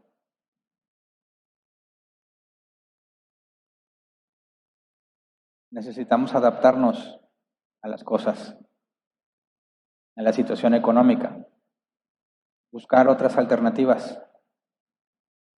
No podemos dejar de producir lo que Dios nos ha dado. Requiere que nos pongamos a pensar lo que estamos haciendo, replantear si lo que estamos haciendo sigue siendo efectivo y si no, hacer los cambios necesarios para poder entregar buenas cuentas a Dios. Porque como se le dijo al del granero, no sabes si hoy van a pedir tu vida. No sabes si ya llegaste al límite de tus días establecido por Dios desde antes de la fundación del mundo. Tal vez hoy tengas que decir, Dios, lo que me diste produjo esto. Quizás vas a decir, Señor, yo ni sabía, así que no hice nada. Necio, serás puesto con los hipócritas, así que no lo tomes a la ligera. Todos cometemos errores, pero tenemos un Dios perdonador, fiel y justo para perdonarnos, dice la palabra. Así que analízate a ti mismo. Yo sé que quizás las esposas van a decir, ándele, pensando en su esposo, ¿verdad? Hasta que le dijeron sus verdades en su cara. ¿Cómo estás administrando lo que te corresponde a ti? Todos tenemos áreas de mejora enormes. Cada uno enfóquese en la que les corresponde. Pero sí, es algo de Mateo 18, requiere disciplina cuando el cristiano o cristiana no es buen administrador. No puede, es una incongruencia decir que es cristiano y mal administrador. Es una incongruencia que tenemos que tomar en serio. Y que todos avancemos. Todos tenemos mucho que hacer. Siempre hay un mejor camino. Tenemos que ocuparnos en asegurarnos que lo que tenemos esté dándole ganancias a Dios. De paso vamos a ser bendecidos, pero no es nuestro objetivo. Nuestro objetivo es rendir buenas cuentas a nuestro Señor. Desde ahora, para que cuando llegue el día, que me llame, que te llame a ti, Hernán, ven. Vamos a ver tus números. Vamos a ver, te di esto. ¿Qué produjiste? ¿Qué hiciste con el tiempo que te di? No sé cuántos años me vaya a dar Dios. El promedio de entre 70, ¿verdad? ¿Qué hiciste con 70 años que te di? Señor, en los primeros 19 no te conocí, pero a partir de que te conocí, un 6 de octubre del 96, me enfoqué en darte lo mejor, en producir para ti lo que me diste. Claro que tenemos muchos errores y Él lo sabe. Claro que pecamos muchas veces y Él lo sabe. Pero podemos decirle, Señor, me esforcé. Mantuve los ojos en ti. Espero que tú anheles, como yo anhelo escuchar, bien, buen siervo y fiel. En lo poco fuiste fiel, en lo mucho te pondré. Qué privilegio escuchar eso del Rey. Que te diga Dios, bien, bien, sabiendo que tienes muchos errores, que eres un vil pecador, y que Él te diga, bien, eso es mucho, porque Él conoce tus miserias, Él conoce tus defectos, Él te sostuvo y soportó tus rebeldías durante toda tu vida. Él, por medio de su Espíritu Santo, te mantuvo, y que Él te diga, bien, es mucho más de lo que cualquiera puede aspirar. Así que piensa, si hoy le rendieras cuentas a Dios, ¿vas a ser un mal siervo o un siervo fiel y prudente? Pongámonos a cuentas con Dios, vamos a orar. Señor, tú conoces todas las cosas. Tú eres sabio, Señor. Todo lo que haces lo haces de la mejor manera posible. Nosotros estamos muy limitados. Quizás hay muchas mejores maneras de hacer lo que estamos haciendo. Padre, te rogamos que nos enseñes, que nos ilustres el camino que debemos seguir. Como dice tu palabra, que tu palabra sea lámpara a nuestros pies, lumbrera a mi camino. Que podamos ir avanzando, Señor, con la luz de tu palabra. Líbranos de nosotros mismos, Señor, y de caer en los deseos del mundo, dejarnos llevar por la corriente, luchando y buscando lo que ellos buscan. Señor, concédenos ir contra corriente cuando así es necesario. Concédenos a mantener la frente en alto cuando se nos juzgue con estándares humanos y nos acusen de no ser buenos administradores. Lo que nos importa, Señor, es tu opinión, tu juicio. Muéstranos, Padre, si estamos haciéndolo bien. No nos dejes en nuestros errores, no nos dejes en nuestros pecados. Disciplínanos, haznos entender, cambia nuestra manera de pensar, solo tú puedes hacerlo.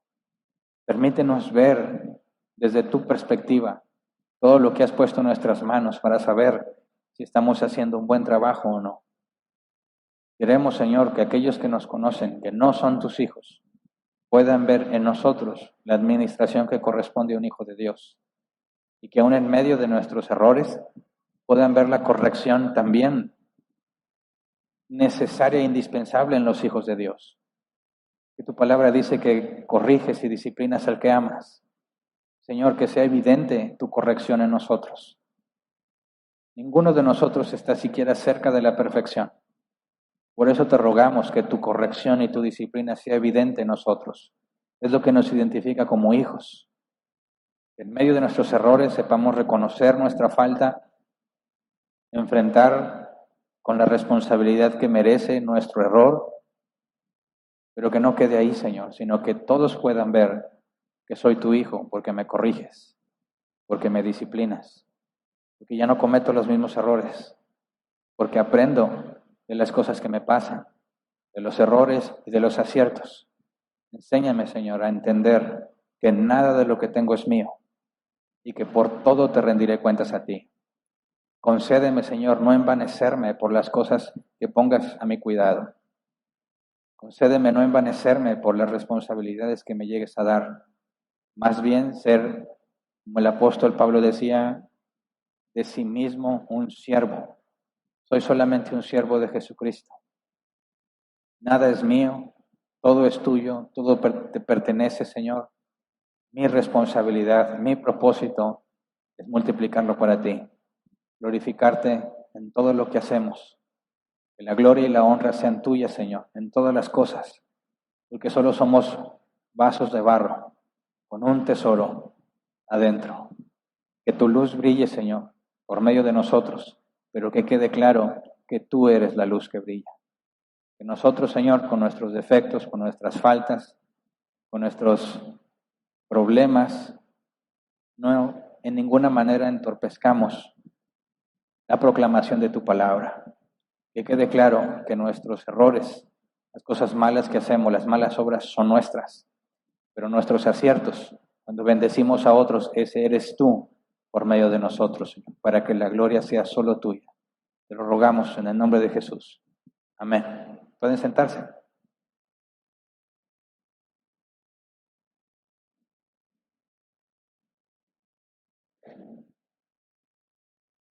Pasemos a la sección de preguntas.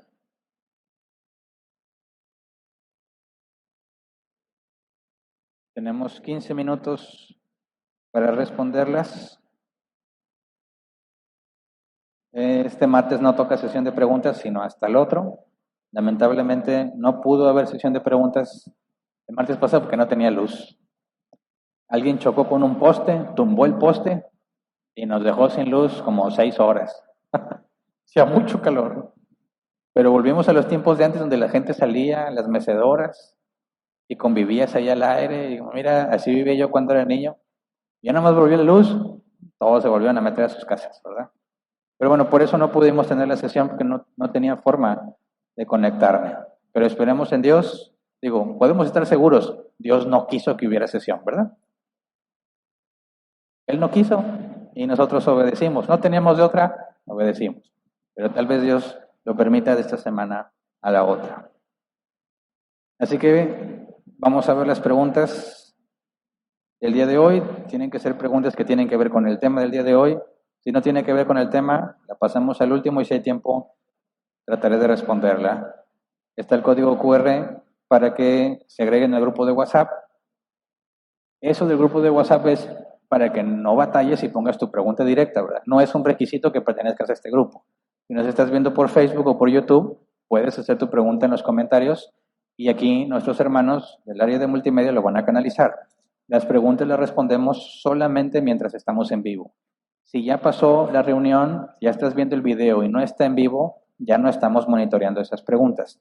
Si tienes una pregunta y no estás viendo este video en vivo, tenemos la sesión de los martes cada 2 semanas para poder ayudarles a aclararlas.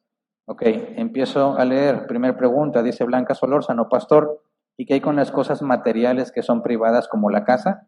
Aunque sea tu casa, la ciudad te prohíbe pintar la casa como tú quieres, o si quieres arreglar tu casa tienes que reportarlo a la ciudad, si no te multan aquí en California, Los Ángeles.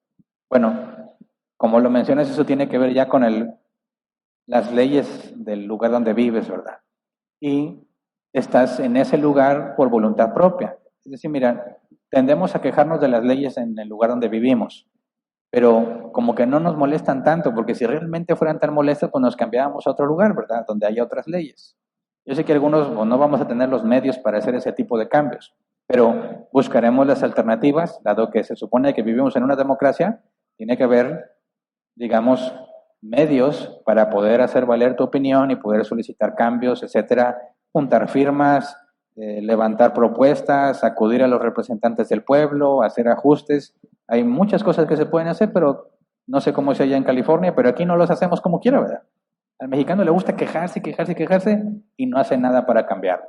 Entonces, lo primero hay que decir, bueno, realmente esta es una situación que me afecta, tengo que hacer algo al respecto. Y voy a acudir con los medios que el gobierno me dé o la democracia en la que vivo para tratar de hacer los cambios que me hagan la vida más fácil. Y si definitivamente no hay nada que pueda hacer y es algo que me afecta gravemente, pues entonces pensaré en radicar en otro lugar donde las leyes son diferentes. Pero si te fijas, ahí estás haciendo algo al respecto. Si en este caso no te dejan pintar la casa y hacer esas cosas, bueno, pues son las leyes que la democracia ha permitido. Y como es el gobierno secular y estás voluntariamente bajo sus leyes, aquí no aplica decirle, la Biblia dice que mi casa no es mía sino del Señor y yo la voy a pintar como quiera. Pues no, ¿verdad? Romanos, ¿qué es? 15 o 13, someternos a las autoridades. Tenemos que reconocer que han sido puestas por Dios con el propósito de castigar al malvado, ¿verdad? Yo sé que hay mucho que hacer, pero ese es el propósito. Y nos sometemos a ese tipo de cosas. Por eso el camino a seguir es tratar de cambiarlas o moverte a otro lugar si es que no hay ningún cambio. Si no, simplemente ten contentamiento y decir, bueno, pues aquí voy a estar viviendo por voluntad propia y voy a hacer lo que la ley me dice para glorificar a Dios. Siguiente, dice, nada más el nombre dice Cristi. Pastor, buenas tardes, una pregunta. Si yo le compré un celular a mi hijo, tiene 13 años, él se molesta porque le pido el celular, dice que es suyo, de su propiedad, ¿estoy en mal en quitárselo? Cuando yo lo considere porque pasa mucho tiempo en él. Bueno, acabamos de mostrar que nada es nuestro, ¿verdad? Y si nuestros hijos están bajo nuestra administración, nosotros debemos asegurarnos de que se haga un buen uso de esas cosas que le das. Ahora, aunque la propiedad privada en el sentido bíblico es válida, es decir, hijo, este teléfono lo pongo en tus manos para que lo administres bien, aplica exactamente lo que Dios hace con los suyos, ¿verdad? Y vamos a ver más adelante otras parábolas. A los que no le rinden o le proporcionan a Dios el beneficio que le corresponde, lo saca y pone a otros, que fue lo que hizo con los cananitas, ¿verdad? A los que vivían en Canaán, vivían en una tierra súper abundante, no generaban nada para Dios, era mucha maldad, los expulsa y pone a los israelitas y les pone condiciones claras de lo que deben de hacer. Cuando ellos quebrantan el pacto y hacen lo que les da su gana, entonces los expulsa y trae a Babilonia y a Siria.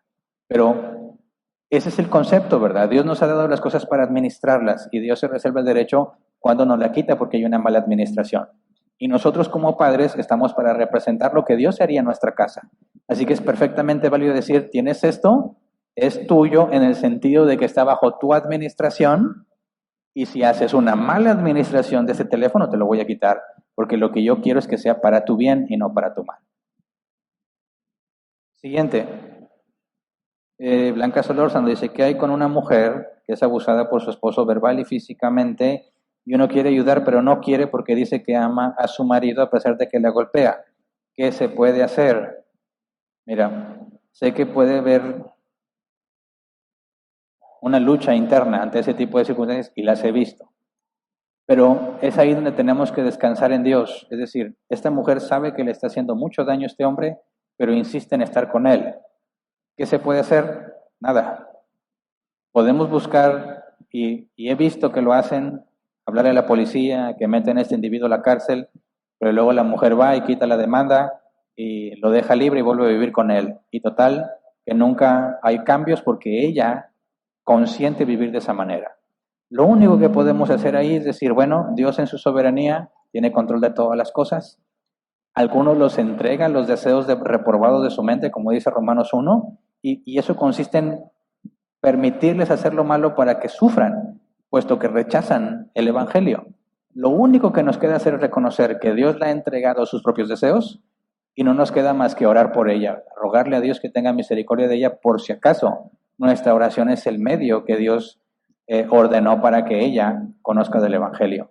Pero a Dios no se le escapa nada y nada pasa sin que Él lo permita. Cuando vemos ese tipo de circunstancias tenemos que acordarnos de la soberanía de Dios y que en algunos casos quizás ese sea el único camino por el cual ella llegaría a conocer la verdad del Evangelio. No perdemos la esperanza, pero tenemos que reconocer que estamos solamente limitados a rogar a Dios por esa persona. Otra pregunta, misma persona, ¿qué hay con aquellos países que abusan de las mujeres o niñas o químicos para matar a su propio pueblo con el Medio Oriente? ¿Debe Estados Unidos o México u otro país meterse para intervenir? Pues mira, bajo el presupuesto, el supuesto de que Estados Unidos era una nación cristiana y que como cristianos, hijos de Dios, tienen que buscar que se haga justicia. Si lo trasladas al ámbito personal, si tú ves que están maltratando a un indefenso y no haces nada, te vuelves cómplice, ¿verdad? Cuando tienes la capacidad de hacer algo. Como que esa analogía, hasta donde yo entiendo, otros países tratan de implementarla, pero se vuelve muy complejo porque casi siempre ayudan a los que tienen petróleo, ¿verdad? Y si no tienen petróleo no los ayudan. Y dices, oye, entonces lo estás ayudando por la justicia o porque vas a tener un beneficio. Entonces es muy complejo decir, ¿debería un país meterse allá? Aparentemente sí, pero la perspectiva que tenemos del Medio Oriente es la que las noticias nos han dado. Y las noticias nos muestran lo que ellos quieran, ¿verdad? Y si ellos quieren que los malos sean de Medio Oriente y nosotros creemos a lo que la televisión dice, pues nos van a convencer de que son los malos cuando quizás en realidad no es así. Entonces no se puede decidir simplemente así, oye, Estados Unidos debe involucrarse. Hay muchísima información que debe ser considerada, analizada para ver si en realidad está pasando eso que dicen allá. En México hemos tenido nuestras experiencias de reporteros y cadenas noticiosas involucradas en fraudes, diciendo cosas que eran falsas, hablando de delitos y delincuentes que se perseguían y nos mostraban toda la historia y todo era una farsa, ¿verdad? Y todo el pueblo se gancha diciendo, sí, es que mira, es injusto este caso, y todo era mentira. Y después sale a la luz y sabes que somos muy fáciles de manipular si te guías por lo que ves en las pantallas. Así que no es una decisión fácil de decir, se requiere conocer toda la información y lamentablemente no la tenemos, ¿verdad? Como para tomar nosotros esa decisión. Pero en esencia, el principio es este. Al nivel individual, si yo tengo la capacidad de evitar un mal y no lo hago, me vuelvo cómplice de ese mal. Y ese principio debe aplicarlo a la escala que sea, ¿verdad? Pero se supone que lo hacemos para que Dios sea glorificado, porque la justicia viene de Dios. Siguiente, Edson Medina, pastor, fuera del dinero o los bienes materiales, ¿qué otro ejemplo de mayordomía podemos usar para terminar de entender este concepto? Por ejemplo, la relación esposo-esposa. Si nosotros estamos para edificar a nuestro cónyuge y hacerlo crecer y conocer a Dios cada vez más y crecer en santidad, ahí no tiene nada que ver con dinero ni con darle el iPhone más nuevo. tiene que ver con cómo la trato. Tenemos que tratar a nuestras esposas como Cristo amó a la iglesia. Entonces, ahí podemos ver que la multiplicación de lo que Dios nos ha dado tiene que ver con un amor más profundo, un amor más transparente, un amor más sincero. Conocer a Dios por medio de la relación matrimonial es un requisito indispensable. Tiene que ver con el trato que le das, cómo ella pueda estar feliz por la vida que tiene porque ve a Cristo en ti. Estás multiplicando lo que Dios te dio porque estás haciendo que conozca cada vez más a Dios o que experimente la gloria de Dios cada vez de una manera más clara. Y es una manera en que estás multiplicando lo que se entregó. Lo mismo sucede con los hijos. Nuestros hijos están en nuestro control, nuestra administración, pero para que conozcan a Dios. No los podemos convertir. Nosotros no convertimos a nadie. Nuestra tarea es hacerles entender el mundo, que conozcan la realidad, que vean qué es Dios, qué es el mundo, qué ofrece el Evangelio, en qué consiste y qué es lo que el mundo ofrece para que decidan. Como los vamos a hacer madurar y crecer, es como multiplicamos lo que Dios nos entregó. Pero obviamente hoy no alcanzamos a ver toda esa parte porque el objetivo era definir la mayordomía, dejarla bien clara y luego empezar a ver cómo la vamos aplicando. Así que si Dios lo permite, en próximas sesiones iremos profundizando más en esto. Siguiente, Manuel Córdoba. Hola, buen día. Si entendemos que hay que multiplicar lo que nos da Dios, ¿cómo se puede entender Hebreos 13:5? Manténganse libres del amor al dinero y conténtense con lo que tienen, porque Dios ha dicho, nunca te dejaré, jamás te abandonaré. De antemano, muchas gracias. ¿Ok? Buena pregunta, pero recuerda que lo expliqué. Dios no te va a demandar la cantidad de dinero, sino lo que hiciste con ese dinero. Por eso, el objetivo no es decir, Hernán, te de 1,000 pesos, espero que me traigas 10,000.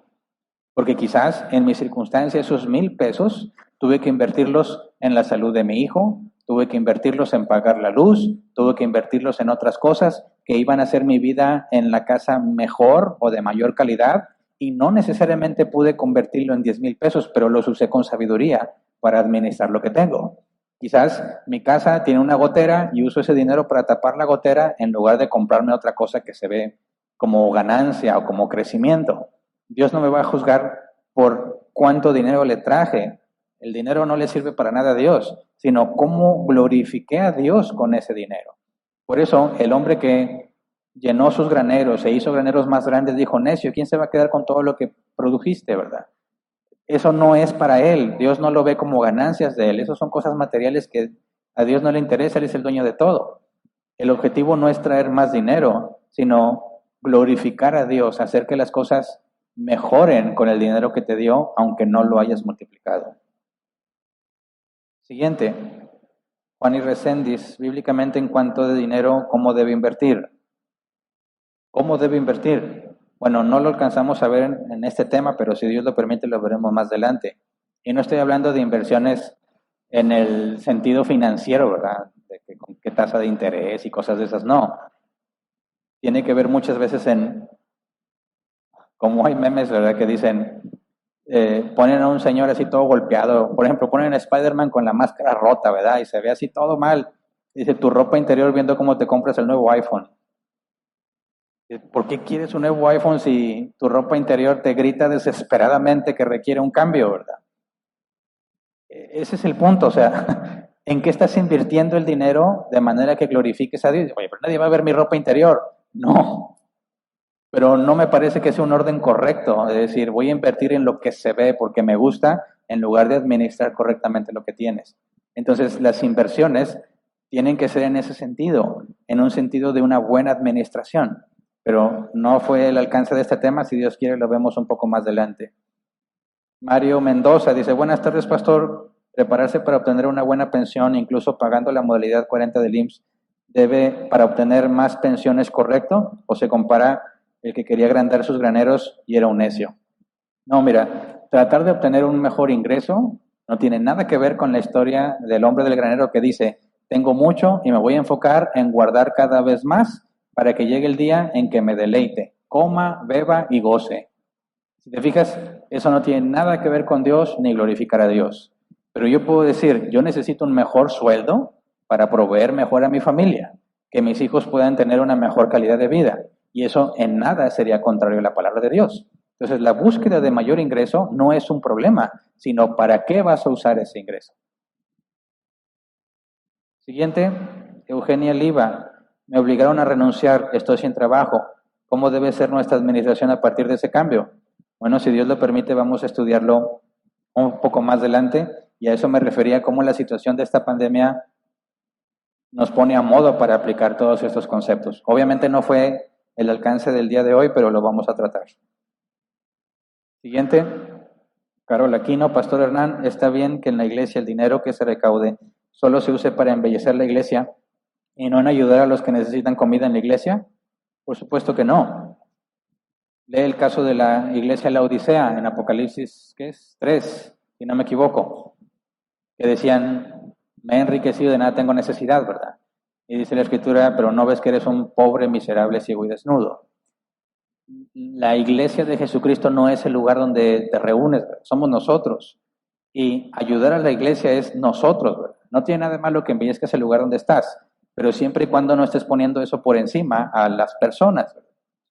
Si tú dices, oye, hay una clara necesidad de apoyo y la iglesia no ayuda porque quiere tener una pantalla más bonita, obviamente no están entendiendo el concepto de administración. Y hay que proceder según Mateo 18, hablar con la persona a cargo y hacerle ver su pecado. Y bueno, se me acabó el tiempo. Quedaron algunas preguntas pendientes, pero bueno, si Dios quiere, entonces en la próxima sesión, ya sé que el próximo domingo que volvamos a tocar estos temas o hasta la próxima sesión de preguntas, lo vemos. Es todo.